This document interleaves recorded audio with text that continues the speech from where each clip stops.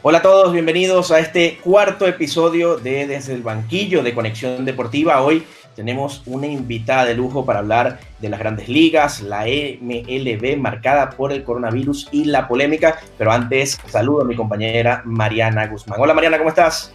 Hola Diego, feliz de este cuarto episodio desde el banquillo, también muy agradecidos por la respuesta que hemos tenido, por los views, por las suscripciones al canal, así que les invito a que continúen viendo también los episodios anteriores, por ejemplo el episodio anterior que estuvimos conversando con Nacho Peña de DirecTV Sports precisamente sobre la liga y quién iba a llevarse la competición en esta vuelta, así que bueno, muy felices del resultado y el feedback que hemos tenido de la comunidad de Conexión Deportiva. Así es también, por supuesto, la entrevista que le hicimos a Antonio Díaz, karateca venezolano, en lo que fue el segundo episodio. Y les tengo la sorpresa de que muy pronto seguramente conversaremos con Sandra Sánchez, quien es karateca histórica que representará a España en los Juegos Olímpicos de Tokio 2020, pero que serán el próximo año en 2021. Así que Mariana, sin más preámbulo, si te parece, presentamos a nuestra invitada del día de hoy. Invitada de lujo, especialista en una cantidad de disciplinas, pero sin duda en el béisbol. Meche Celta, bienvenida, qué gustazo tenerte aquí. Gracias por estos minutos para conversar con nosotros. Hola Diego, Mariana, no, el gusto es mío completamente, muchísimas gracias por invitarme. Bueno, y Sofía, que está por allí, sé que es parte del equipo también. Para mí es un gusto enorme compartir con ustedes y más cuando se trata de hablar de lo que nos apasiona, del deporte en general, así que bueno, con muchísimo gusto estoy acá y vamos a darle play a todo esto. Claro que sí. Meche, ¿qué esperas de esta temporada que de entrada ha sido tan complicada? Todo lo que ha sido esta controversia entre el sindicato, los jugadores. ¿Cómo ves esta vuelta? A mí, si te soy honesta, yo soy partidaria de que no se juegue béisbol, de que no se juegue ningún deporte que ponga en riesgo las vidas humanas. Claro. Creo que la salud siempre es primero. Claro, ese es el punto de vista de una persona que no es dueña de equipo, que no tiene millones de dólares invertidos de todo esto, ¿no? Entiendo perfectamente que desde el punto de vista de negocio, porque no hay que olvidar nunca que esto realmente es un negocio, pues bueno, es complicado y hay que buscar las distintas formas para poder llevar a cabo la temporada, cosa que se ha hecho, pero no es menos cierto que, bueno, sin salud no podemos hacerle todas las cosas, ¿no? Y ahí vemos una cantidad de jugadores que se han negado, que han dicho no voy a jugar por temor, porque mi familia está primero, porque de repente mi esposa está embarazada, o porque simplemente pues temo por mi salud, porque es un virus que es letal, y en un principio se había dicho que era algo mucho más suave y ahora es más complicado de lo que se creía, pues total, la gente está temerosa. Yo he sentido mucho temor, por ejemplo, de salir a la calle simplemente a comprar comida, ¿no? Entonces yo creo que va a ser una campaña, no descubro el agua tibia con esto, atípica, muy distinta y sobre todo difícil, ¿no? Porque tener también a los jugadores bajo todo estos estrictos parámetros sanitarios que son necesarios, sin duda, para si se va a llevar a cabo la liga, pues todo esto es necesario, pero también esto genera unas incomodidades tremendas a todos los involucrados, pero es bien difícil también mantener la concentración y la armonía cuando tienes que lidiar con tantos elementos extra deportivos, ¿no? Bueno, al final sí, son profesionales, pero son seres humanos. Que no se nos olvide nunca que los que están ahí en el terreno son personas de carne y hueso como nosotros. Sin duda. Meche, yo quería preguntarte por el tema de la reanudación, porque si bien es cierto, cuando se detuvo Estados Unidos no estaba tan grave como está ahora la situación de la pandemia. Entonces, resulta quizás un poco extraño que cuando peor está Estados Unidos con el coronavirus, pues es cuando se vayan a reanudar las competiciones. Sí, y es justamente eso va aunado a esa primera respuesta que les he dado, ¿no? Yo creo que se han precipitado, no se han tomado en algún momento las medidas de manera tan drástica como sí sucedió en Europa, pero por ejemplo en Italia ya las cosas estaban muy complicadas y en España se desestimó mucho lo que estaba sucediendo allá. No, pero eso no va a llegar aquí, estamos muy cerca, pero no, pero eso no va a pasar, pero eso es Italia, pero no es España, pero España es diferente, y llegó. Claro. Llegó y que no se nos olvide nunca la cantidad de personas que han muerto en el mundo. Que no es que vino el virus y bueno, colapsó el sistema sanitario y ya. No, mucha gente ha muerto por esto. Porque hay cosas que se desconocen, que son propias del virus. Entonces, es ahí justamente donde entra mi preocupación. Decimos, bueno, que de repente el virus no está en el aire, sí está en el aire, que te pones el tapabocas, pero ese tapabocas no es indicado, pero es que del otro tapabocas tampoco hay. Entonces, al final es como, estás como saturado de tanta información, pero no sabes si toda esa información es realmente cierta. Entonces, para mí es inconcebible, honestamente, que se force tanto la barrera y que se juegue una temporada sabiendo de que todo esto está empeorando. Porque en Estados Unidos no es que ya la cosa se paralizó o se tranquilizó, se normalizó, como ya sucedió aquí en Europa. Hay ciertos focos pequeños que se están controlando y se teme por un rebrote, sí, pero lo que se espera es que sea con menos fuerza, digamos, que ese brote principal o que el brote anterior. O sea, a mí me parece inaudito que un país, sobre todo como Estados Unidos, que sí, es cierto, que potencia, que tiene contemplado tales o cuales cosas, pero es que al mejor cazador se le escapa la liebre. Claro. Y un virus es muy difícil de controlar, sobre todo cuando no tienes una vacuna. Si ya la vacuna existiera, tal vez, y a lo mejor estoy pecando aquí de ignorante porque yo desconozco del tema salud, sanitario, etcétera, pero sin existir una vacuna, y me parece bien complicado que se pueda detener todo esto, sobre todo dando tantas libertades a los ciudadanos, ¿no? Que la gente pueda salir libremente y que el toque de queda sea únicamente entre 11 de la noche y 6 de la mañana. Bueno, que usualmente la gente duerme, ¿no? Entre las 11 y las 6. De rumba, y mira, estás de rumba. Exacto. Pero de lo contrario, la gente duerme a esa hora. Entonces, ¿cómo se va a controlar realmente? ¿Cómo se va a evitar que se siga propagando el virus en la forma en que se está propagando en estos momentos y que eso no llegue, de alguna manera, a donde están los jugadores? Es la parte complicada. Tal cual. ¿Y qué opinas? Porque hay personas que comentan, que dicen que los jugadores que se están negando a disputar la temporada por el coronavirus no es necesariamente por miedo, sino porque no les sale a cuenta económicamente. O sea, dicen, no me voy a arriesgar porque no voy a ganar lo mismo que en una temporada normal. ¿Crees que sí hay miedo o que simplemente las cuentas no dan?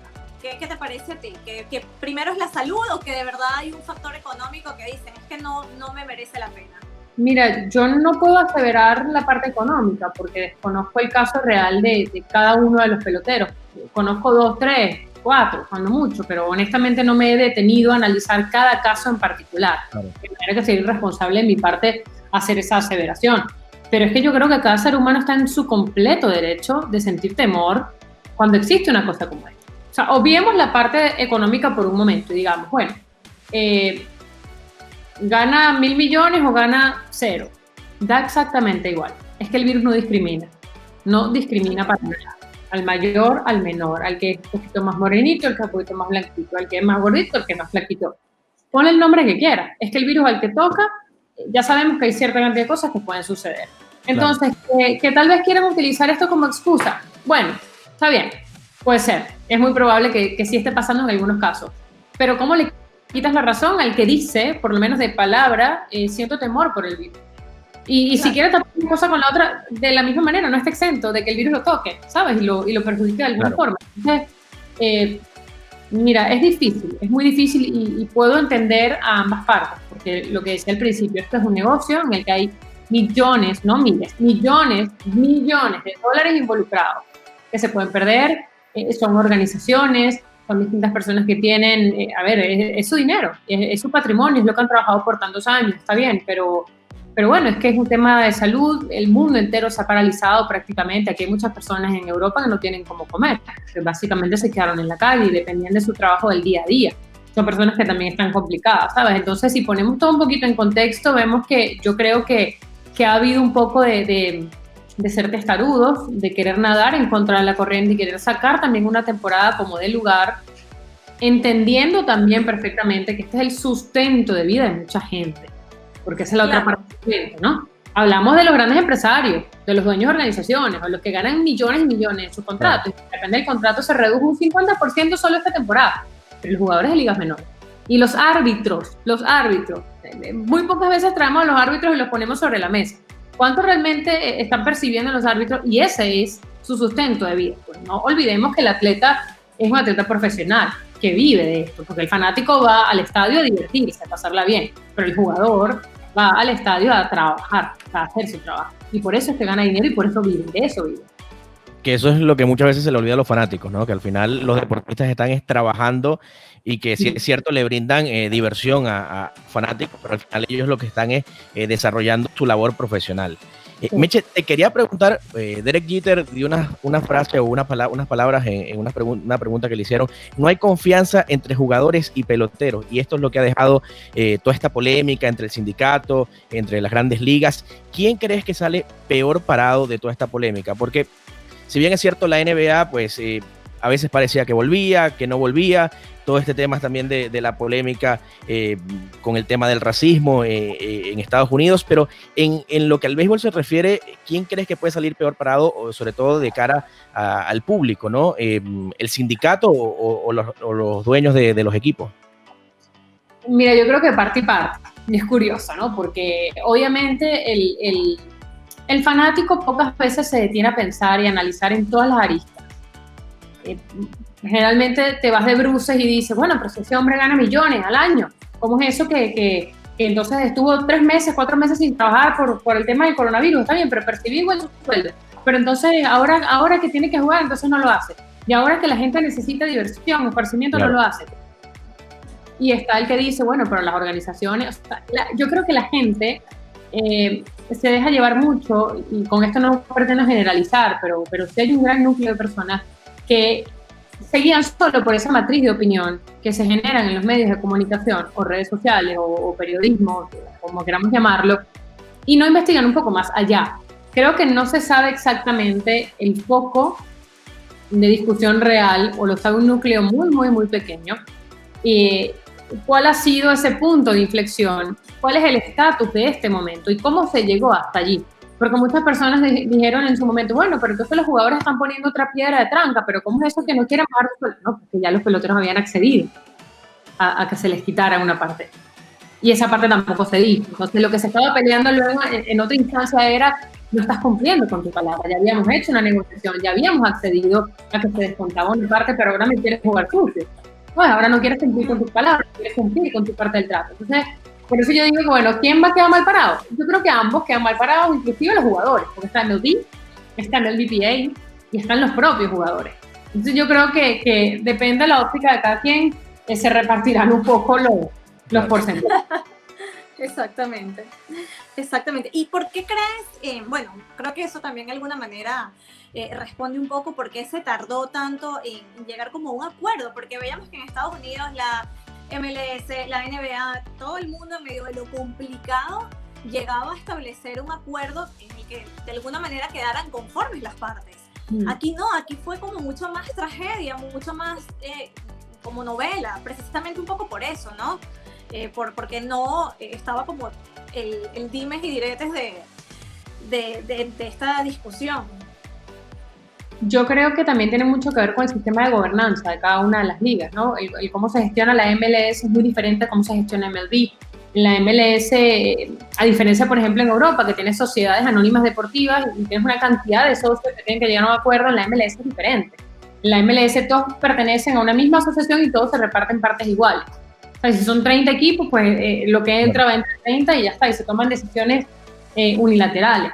En MLB funciona distinto, además entra aquí en juego el MLBPA, que básicamente es la asociación de peloteros, son los encargados de velar por los derechos, hacer cumplir esos derechos, las reivindicaciones salariales, de ser la voz de los jugadores ante MLB como organización global que maneja a toda esta cantidad de equipos. No es que en la NBA sea más sencillo, pero en la NBA también se luchaba por algo diferente, y ya la NBA era una temporada que había iniciado, que ya estaba avanzada. Existen también los límites salariales, estamos hablando también de montos que son súper distintos.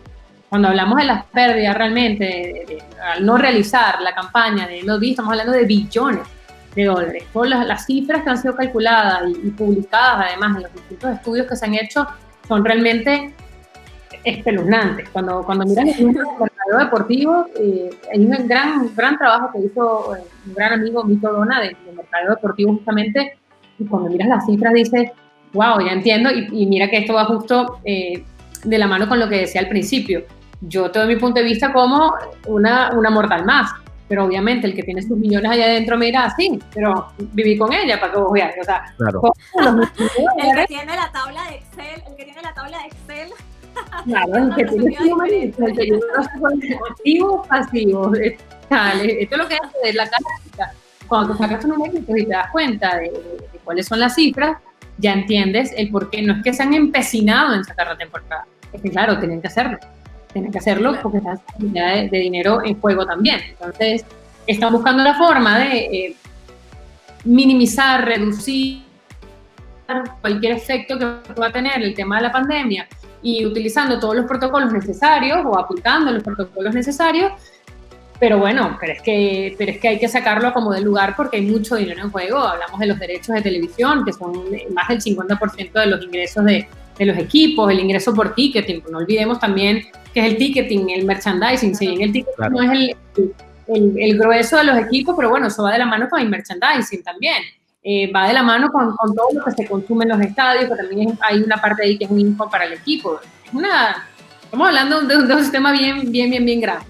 Claro. Era de alguna manera un poco lo que pasaba aquí, que decían, bueno, la liga debe reanudarse precisamente porque tiene un impacto directamente sobre el PIB de España. Entonces, de alguna manera es eso, ¿no? Esas implicaciones. Y, Meche, dicen por ahí que todo se olvida, ¿no? Y ¿qué opinas que después de la pandemia, todo lo que fue el escándalo del robo de señas, ¿quién habló de eso? ¿Te parece que de alguna manera esta coyuntura tan lamentable pudo beneficiar a los equipos que fueron, que realizaron esa práctica, o te parece que ya después esto se volverá a poner sobre la mesa y los Astros de Houston y las Medias Rojas van a tener que, volver a sacar el pecho y volver a tener que rendir cuentas y se pondrá todo sobre la mesa nuevamente? Yo creo que el fanático de verdad no olvida esos detalles. El fanático fervoroso que va al estadio y que el que tiene eso que le corre por las venas. Sin duda muchísima gente le va a olvidar o le va a restar importancia, sobre todo porque lo que vivimos no fue poca cosa, realmente. Pero bueno, tal como tú dices, yo creo que fue un momento perfecto para Astros, para que todo esto pasara un poco por debajo de la mesa ya, o la gente bajara un poco la intensidad con respecto al tema. Y bueno, para Boston, yo creo que a Boston nunca le afectó tanto el tema porque, de alguna manera salieron como mejor parados, ¿no? Sí. Pero sin duda todo este tiempo yo sí creo que benefició a los Astros muchísimo. Sí. Vamos a ver ahora qué es lo que sucede con este primer cara a cara entre Houston y los Dodgers. Meche, como yo quería hacerte... fue humo. Sí. Humo que disipara toda la novela.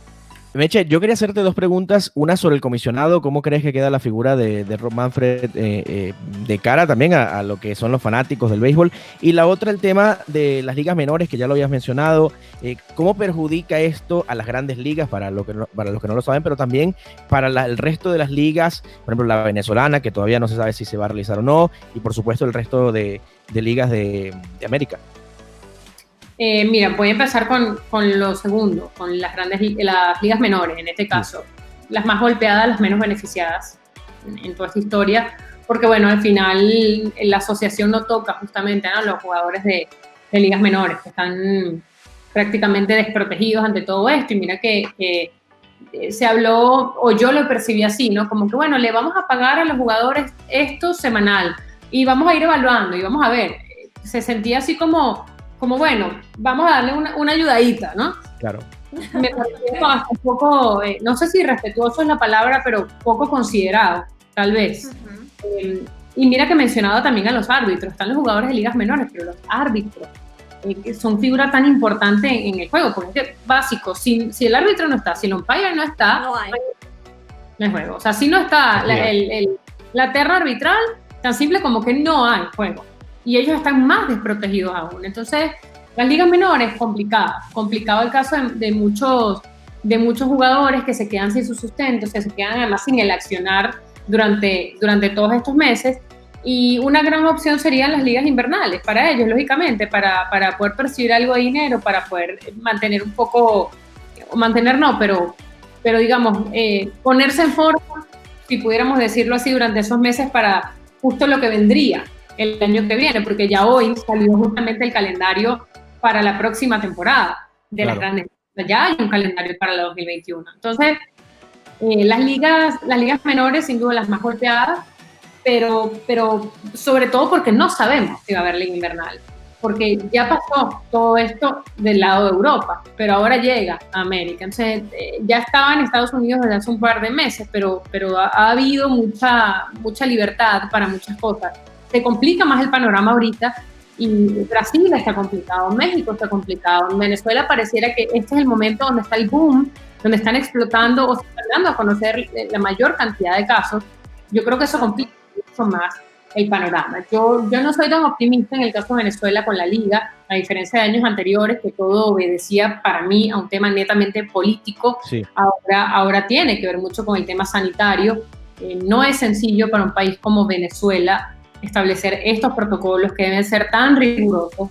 No digo que no exista la capacidad de llevarlos a cabo, porque existe la capacidad, por supuesto, Venezuela tiene gente muy capacitada, pero me refiero a los altos costos que esto implica. O sea, realmente merece la pena hacer esta inversión, porque lógicamente es una inversión, no un gasto, o yo lo veo así como una inversión, porque al final vas a preservar la salud de los jugadores que van a hacer la liga, pero realmente eso merece la pena cuando lo sopesas con el grado de riesgo y con lo que cuesta realmente llevar la liga. O sea, ¿qué vas a percibir? ¿Vas a hacer una liga para ir a pérdida? No lo creo. Claro. Con respecto al comisionado, yo creo que su figura queda resquebrajada totalmente en estos tiempos. Que salga campeón de esta temporada será el equipo que mejor sepa gestionar esta crisis que ha golpeado absolutamente todo, y el comisionado yo creo que quedó muy mal parado ante todo esto. Si puede hacer algo positivo es buscar la manera estratégicamente desde todo punto de vista para revertir esa imagen, aun cuando yo creo que es bastante difícil, pero creo que se le vieron las costuras, creo que lo vio todo el mundo, lo vieron las organizaciones, lo vieron los equipos, lo vieron los jugadores, lo vio el público. Yo creo que tiene un trabajito bien importante y delicado, sobre todo por hacer de cara a esto que está por venir. Así es. Meche, ¿te aventuras a decir un favorito? Aunque yo creo que esta es la temporada quizás más complicada, ¿no? En el que se puede pronosticar un candidato, pero bueno, sí me gustaría conocer tu opinión sobre este tema.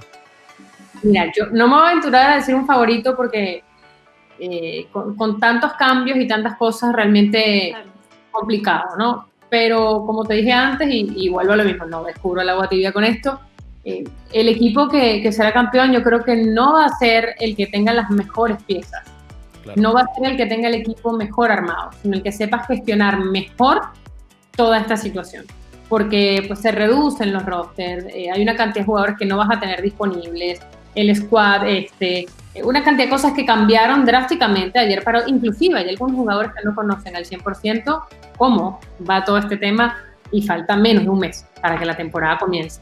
Entonces, si es que comienza, esperemos que las cosas no empeoren en Estados Unidos y que se tenga que tomar otra decisión más adelante, ¿no? Pero si la temporada se lleva a cabo, hoy, ya en este momento, hay jugadores que no saben al 100% cómo va a ser el proceso. Y no los culpo para nada, porque hay cosas que van cambiando todos los días conforme esto avanza o se detiene, ¿no?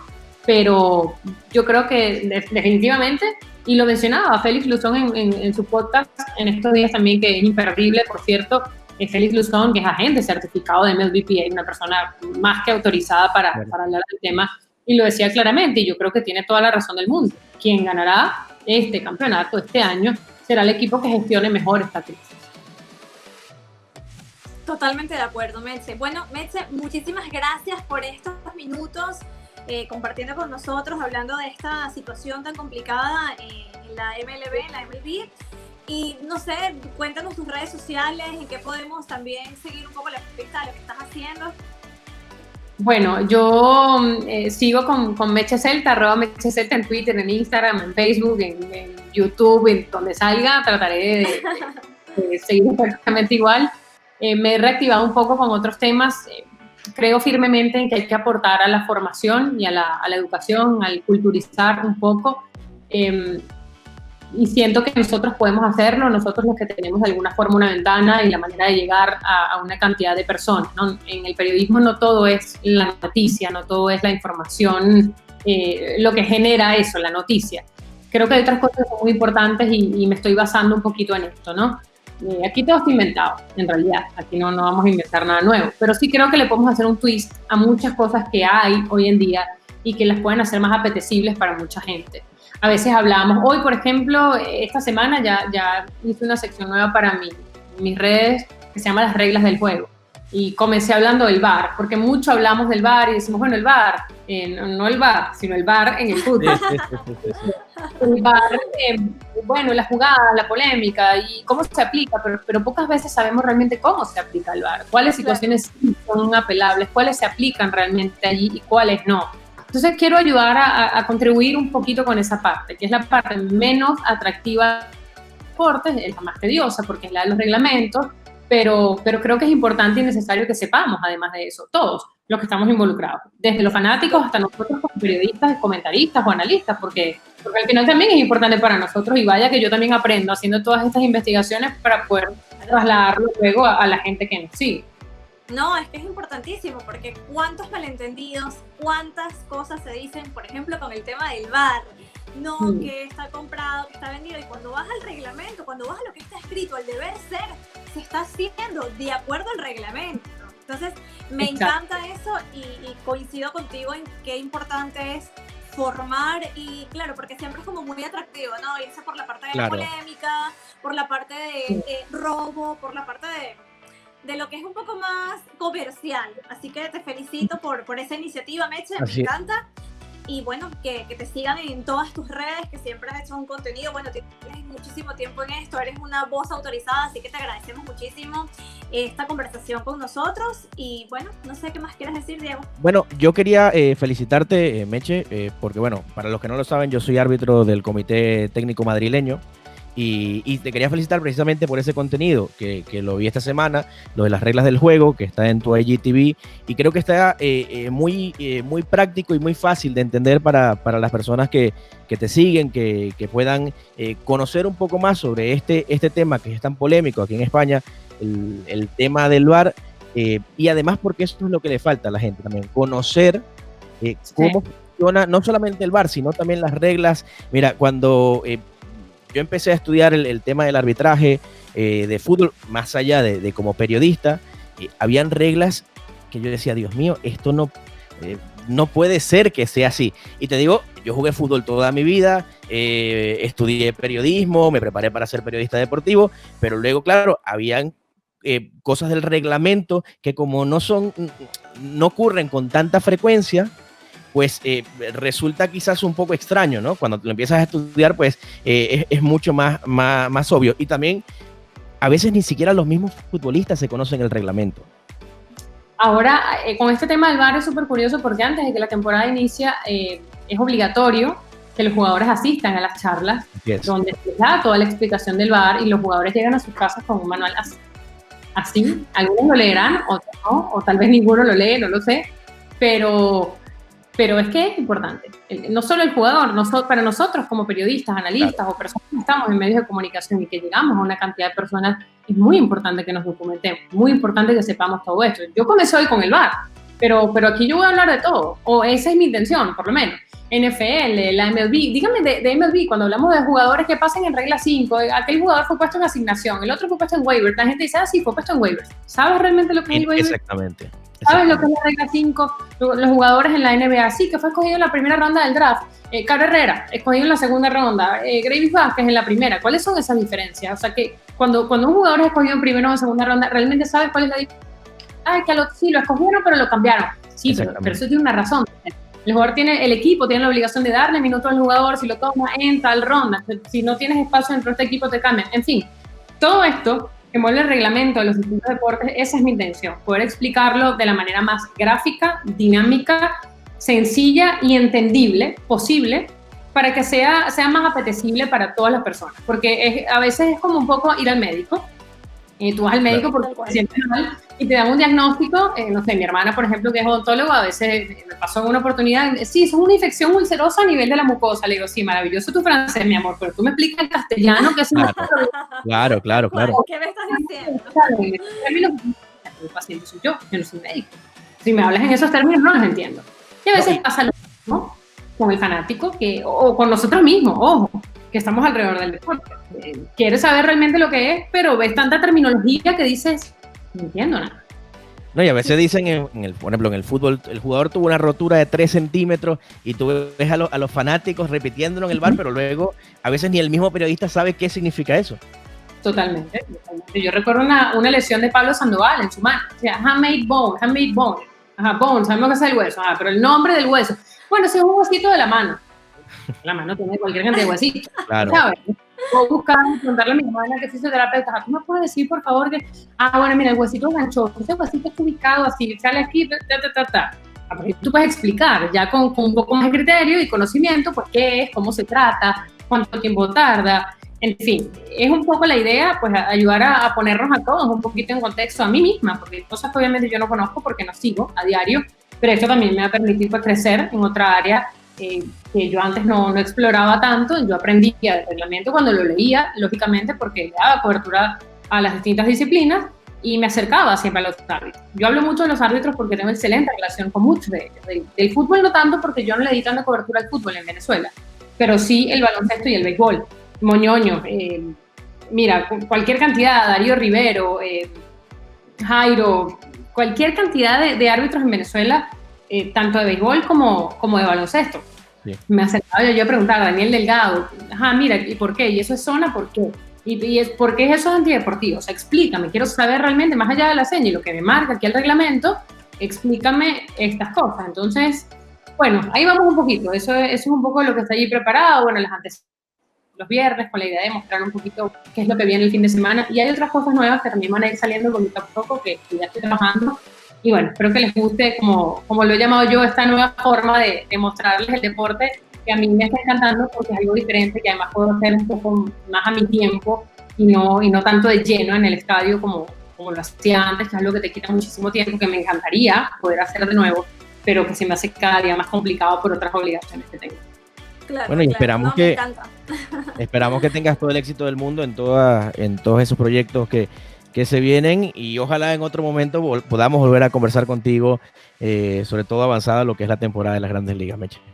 Con mucho gusto, claro que sí. Muchísimas gracias a ustedes por el contacto, por el buen concepto y bueno, por esta tertulia tan sabrosa que siempre hace falta, sobre todo cuando es la gente de uno, así estemos fuera de nuestro terruño, pero siempre sentimos el calor venezolano. Tal cual, tal cual. Gracias, Meche, por esta conversación. Ya, bueno, la próxima vez que nos expliques un poco el VAR. Una explicación del VAR. El otro VAR. La próxima vez Así es. Así es. Muy bien, claro que sí, Meche. Muchísimas gracias. A ustedes, chao, chao. Chao. Chao. Ahí estaba Meche Celta, periodista deportivo, conversando un poco sobre lo que es esta nueva temporada de las Grandes Ligas, la MLB, marcada por el coronavirus y la polémica, Mariana. Resulta quizás sorprendente, ¿no? Todo este tema del béisbol, viendo cómo cuando en Estados Unidos el tema de la pandemia no estaba tan fuerte, pues se decidió parar todo lo que es la NBA, parar el béisbol, parar la MLS. Y resulta cuando peor está Estados Unidos, pues resulta que deciden ir reiniciando poco a poco lo que son los campeonatos. Todo totalmente opuesto a lo que ocurrió aquí en España. Exactamente, como dicen el dicho, money, money, money. Es cuestión de dinero. Y al final yo lo entiendo, ¿no? Porque al final la liga, tú en Barcelona y yo aquí en Madrid, que cubrimos habitualmente el campeonato nacional de fútbol de España, pues entendemos que se tenía que reanudar por un tema económico. Los clubes han perdido muchísimo dinero, pero también resulta sorprendente que en Estados Unidos es lo que te decía, en el peor momento de la pandemia es cuando se reanuda la competición. Ojo, y lo decía Meche Celta, que es muy importante, todavía no sabemos si se va a realizar el campeonato. Eso es la diferencia con España es que se reanuda la competición, pero ya en un momento donde se vio un deceso, o sea, que bajó el número de contagios, que bajó el número de fallecidos, o sea, pasamos de una situación que fue horrorosa y que obviamente nos marcará de por vida, de 800 fallecidos al día, a menos de 10 fallecidos por semana. Entonces, por lo menos dentro de todo lo complicado que fue, es congruente, hubo una disminución. Aquí no, claro. Aquí en Estados Unidos estamos viendo que está avanzando y van hacia adelante. Así que vamos a ver qué pasa de aquí a unas semanas. con el número de los contagios, si de verdad tendremos el campeonato o no, porque no es nada sencillo y cada vez van también saliendo casos puntuales de jugadores, ya comenzamos a ver diferentes rebrotes en diferentes partes del mundo, entonces no es juego. Yo creo que el tiempo dirá, y por encima de todo yo creo que se va a imponer la salud, así no esté en agenda, así no quieran darle la prioridad a la salud, yo creo que va a ser más fuerte, no va a ser opcional. Así es, bueno, hay peloteros que renunciaron finalmente a participar, el caso de Félix Hernández, David Price, y hay que sumarle seguramente muchos más nombres a esta temporada 2020 de las Grandes Ligas. Mariana, si te parece, ya para ir despidiendo y cerrando el tema del béisbol de los Estados Unidos, hablamos un poquito del Español del Barcelona, que ya sí, se consumó su descenso. Teníamos obviamente que hablar del Español, del equipo de Cornellà del Prat, sobre todo porque lo cubrimos habitualmente y porque ha sido confirmado ya oficialmente el primer equipo descendido a la segunda división. Sí, Diego, para mí anoche, fue una noche muy triste el partido, ¿no? El derbi catalán. Sí. Creo que para el Español es una pesadilla volver a segunda división. Después del 94 habían pasado todo este tiempo en primera. Descienden por quinta vez en su historia. Sin embargo, esta es la peor temporada en los 120 años de historia del club. Nunca habían tenido unos números tan lamentables, así hayan descendido en otras oportunidades. Entonces se unió todo. La peor temporada de su historia. Descienden y además matemáticamente descienden en el Camp Nou, en la casa de su rival histórico. No puedo imaginar un panorama más lamentable que lo que vivimos anoche. Lo lamento muchísimo por la afición perica. Ayer, la verdad, los culés, buena parte de la afición del Barcelona, celebró de manera muy intensa. Por mi casa había fuegos artificiales, en el Camp Nou había muchísimos fuegos artificiales.